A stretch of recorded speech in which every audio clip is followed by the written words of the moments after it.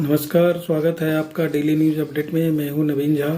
आज मैं एक स्पेशल मुद्दा लेके आया हूं जो पूरे दिन मीडिया में छाया हुआ है, इलेक्शन बॉन्ड का, जिस पे सुप्रीम कोर्ट का आज फैसला आया है। 5 साल के हियरिंग के बाद, 5 साल से ये केस चल रहा था। उन्होंने जो सरकार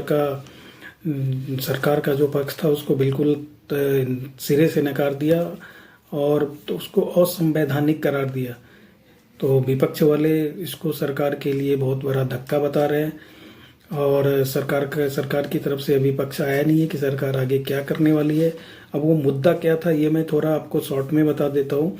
जैसा कि आप लोग सबको शायद पता ही होगा कि जो पॉलिटिकल पार्टियां हैं वो चंदे पे चलती हैं। चंदा देने वाले इंडिविजुअल भी होते हैं और कॉर्पोरेट वर्ल्ड भी पैसा देते हैं उनको, लेकिन उसका कोई पब्लिक में रिकॉर्ड नहीं होता है कि कौन कितना पैसा दे रहा है ये तो पता है, लेकिन कितना दे रहा है ये पता नहीं होता है। पहले तो ऐसे कैश में पैसे लेते थे, लेकिन शायद 17 से पहले कुछ ये नियम बन गया था कि 2000 से जो कम देता है वो उसको आप कैश में ले सकते हैं, 2000 से ज़्यादा वाले को आपको चेक में या ऑनलाइन लेना पड़ेगा, और एक आदमी 20,000 से ज़्यादा नहीं दे सकता है, ऐसा नियम था। लेकिन सरकार ने कैश का झंझट ही खत्म कर दिया था। उन्हें बोला कि जो भी होगा इलेक्शन बॉन्ड के थ्रू आएगा, SBI के थ्रू, लेकिन उसका पब्लिक को उसका नहीं बताया जाएगा, वो RTI के अंदर नहीं रहेगा। सरकार ने इसको सिरे से खारिज कर दिया। दलील में सरकार का ये कहना था कि अगर हम ये डिस्क्लोज कर देते हैं कि कौन किसको कितना चंदा दे रहा है तो उससे क्या होगा कि जिस पार्टी को कम चंदा मिल रहा है या नहीं मिल रहा है तो वो उस पर प्रेशर बनाएंगे कि आप उस पार्टी को इतना दे रहे हैं तो हमें भी इतना चाहिए।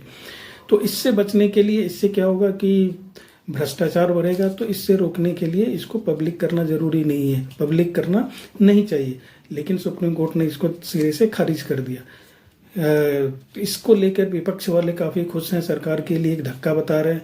वो इसलिए बता रहे हैं कि बीजेपी को 18 से लेके 23 में 6,500 करोड़ का चंदा मिला, जबकि बाकी दूसरी पार्टी जो दूसरे नंबर पे कांग्रेस है उनको सिर्फ 1100 समथिंग करोड़ मिला हुआ है। तीसरे नंबर पे TMC है, उसको शायद 1,000 कुछ करोड़ मिला हुआ है।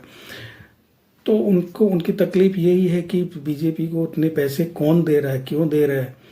तो पब्लिक अगर करते हैं तो सारे लोगों को, जो वोटर्स हैं, उनको पता चलेगा कि इतना पैसा ये कॉरपोरेट वर्ल्ड दे रहे हैं और उनको कॉरपोरेट के साथ बीजेपी को जोड़ने में सहूलियत हो जाएगी और ये मुद्दा शायद पब्लिक में चला जाए।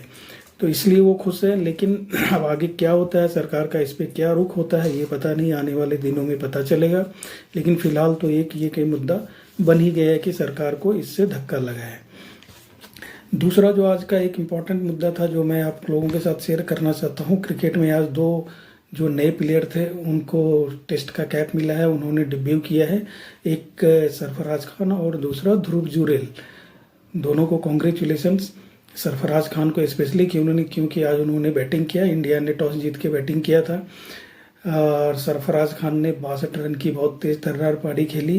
वो शतक की तरफ बढ़ ही रहे थे, लेकिन एक जडेजा की गलती से वो रन आउट हो गए, जो काफ़ी मायूस भी थे। स्टेडियम में सभी लोग मायूस थे, टीम भी काफ़ी मायूस थी। लेकिन जैसा वो खेल रहे थे ऐसा लग नहीं रहा था कि वो डेब्यू कर रहे हैं, लग रहा है कि बहुत पुराने प्लेयर खेल रहे हैं। मेरी तरफ से उनको फिर से बहुत बहुत कॉन्ग्रेचुलेशंस और उम्मीद करता हूँ कि उनका फ्यूचर बहुत ही उज्जवल होगा। देखने के लिए बहुत बहुत धन्यवाद। कल मैं एक और इशू जो इम्पोर्टेंट होगा उसको लेके आप लोगों के सामने आऊँगा। धन्यवाद।